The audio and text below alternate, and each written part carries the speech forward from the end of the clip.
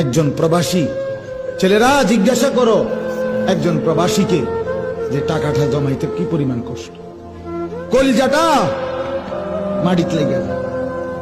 আমি নিজে দেখছি তো অসংখ্যবার কি কষ্টে টাকা রোজগার করে, 12 ঘন্টা টানা, ওইখানে কোনো ফাঁকিবাজি নেই।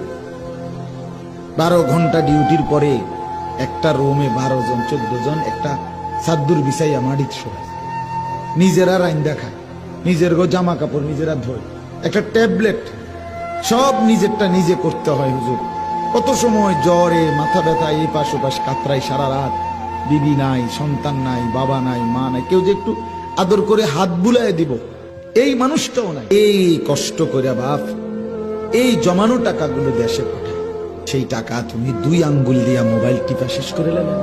এটা হোক তোমার বাবার, হোক তোমার ভাইয়ের, কিন্তু খোদার কসম প্রত্যেকটা টাকার পিছনে ঘাম আছে, কষ্ট করে রোজগারের টাকা। এটা কোনো মাটির থেকে বাইরেছে না টাকা।